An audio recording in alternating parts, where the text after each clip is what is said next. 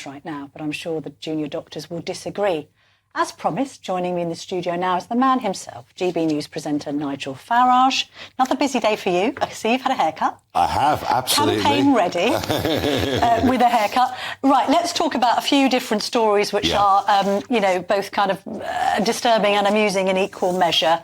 First of all, Michael Heseltine's had a go. Let's just see exactly what he said in his appearance at the Hay Festival today. This is what he said. Racism is basically what underpins UKIP and reform. I'm just over 90. I have lived through some of the most tumultuous events of our time, and anyone who is looking for the common theme, it's racism. So reform of racists, Nigel. Yeah, I've heard that from Heseltine time and time again. By the way, I thought he'd finally been put out to grass, but clearly not. He is, of course, a fanatical pro-European, fanatical globalist.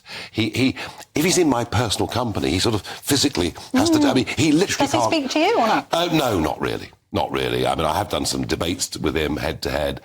He's filled with bile, hatred, intolerance. He's a proper full-on modern-day liberal.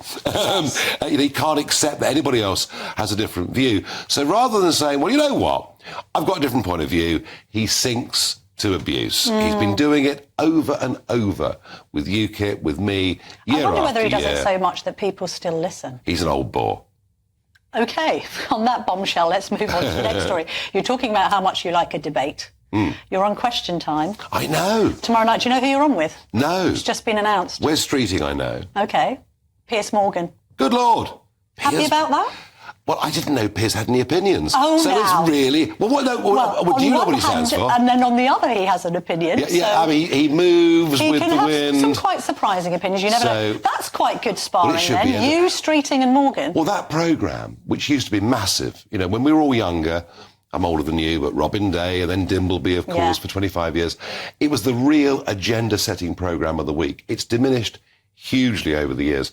This will be my 37th appearance on Question Time, but first one for 5 years. If Piers is on, well, yes, it could be great fun. Could be fireworks. You were made to sign... I've been on Question Time myself, and I am familiar with the paperwork you have to sign. I couldn't believe it. Having done 36 Question Times in the past, albeit, not for 5 years. Not that you're counting. So I had to put, name, no problem with that. Email, OK, fine. Phone number, all right, you better have that in case I get delayed in traffic. Yes. And then I had to look to clause 13. Yes. Was I happy for my data to be shared? We've got a video of this. And I never check. I never check the details. For once I did, I was horrified. Oh, all right. So you didn't have to clarify your gender or anything like that on the form? Are you non-binary? Can you confirm with us now? I put a bloody great big no with an exclamation mark. I wasn't going to fill it in. Right, before I came on air... Diversity. And inclusion. Of course. Indeed. Of course. No. Heseltine would be proud. Not playing that game. Earlier, I was waiting to come on, and obviously I'm flicking through my emails, and I get all of the Telegraph kind of Westminster copy coming through, and one of my colleagues, I think it was Nick Guttridge, had written a piece suggesting that you had suggested that you might be up for a deal with the Conservatives. Can you just clarify that? No. Because you said something about having a conversation with Tories in return for something. I was asked this morning on one of the Sun programmes I was on, Yeah. I was asked, well, why don't you stand down for X? Why don't you stand down for Y? Well, number one, I'm not the leader anyway. But over the years, what did I do in 2019? I formed the Brexit Party. We got rid of Mrs May. Did the Tories a huge favour. I stood aside for Boris Johnson. Yeah. Over the years, when I led UKIP, we stood aside for various Eurosceptics. Rather than me being asked all the time what I'm going to give the Conservatives, what are they going to give me back? Well, what would you have asked for? Stand aside in 30 seats that we can win? Well, that sort of thing. But they will give us nothing. They'd rather the party was obliterated. And we've seen this before. They'd rather be obliterated than even talk to me. Well, so there is no deal. Rishi Sunak has responded today to the idea of a deal. Let's see what he said. There is only going to be one of two people who is going to be Prime Minister on July the 5th. It's either Keir Starmer or me. So the choice for everyone in this election, and the vote for anyone who isn't the Conservative candidate, is a vote to put Keir Starmer into number 10. Pressed about whether he was ruling out such a deal, Mr Sunak said yes. Good. It was never going to be a deal anyway. This is pure media speculation on the back of me saying, I give all the time, I get nothing back. What are they going to give? But here's the truth of it. People will, in a couple of weeks' time, sit down for breakfast on a Sunday morning with the family, brunch, whatever they do, and they'll realise the election's over. Labour have won.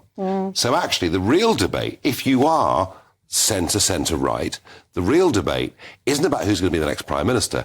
That is settled. It's over.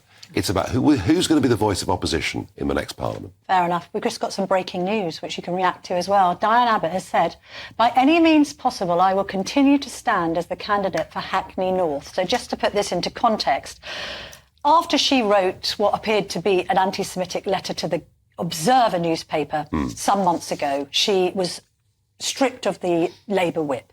She has recently had the Labour whip restored after apologising pretty quickly, to be fair, undergoing anti-Semitism awareness training and squaring things with Labour. But subsequent to that, she then told The Telegraph this morning that even though she'd had the whip restored, that she wasn't being allowed to stand for Labour. Keir Starmer then appears on the campaign trail saying, oh, I haven't heard anything about this. And actually, she's perfectly free to stand for Labour. She hasn't been banned, but it's still ongoing, this investigation. So now she's saying that she wants to stand for Hackney North. I don't know whether that means for Labour or as an independent. Your reaction? I mean, she's been around the block a bit. She was first elected to Hackney North in 1987. Yeah, I'm going to say it's a long time. She's 70 years old. Yeah. Let's not take this away from her. You know, she was the first black female MP in Parliament. She's been a massive pioneer and an inspiration to people of colour coming into politics. I think the way that Starmer's handled this has been poor. If you're going to give the whips back to somebody, you surely allow them to stand for your party. It wasn't the same with Corbyn. They took the whip away. No, they it's didn't a mess. give it back. He's got himself into a terrible mess. I suspect she will stand for Labour.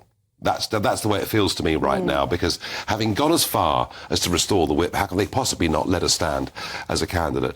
I guess that would happen, but there is a ruthlessness now in the Labour Party. Yes. They are, I mean, he wanted to clear out the Corbynites, and I get that, because he wants to say to the country, I've changed the Labour Party. And to give him credit, to some extent he has. Yeah. To some extent he has, but I think in Diane Abbott's case, they'll make an exception. Well, also, it's overshadowed all of the NHS stuff today, so it's been a spectacular... Yeah, and that's bad party management. Indeed so. Right, thank you very much, Thank Nigel. You. Loving your hair. I've enjoyed it. Well done. Well, do come back. I mean, it's your show after all, let's be honest.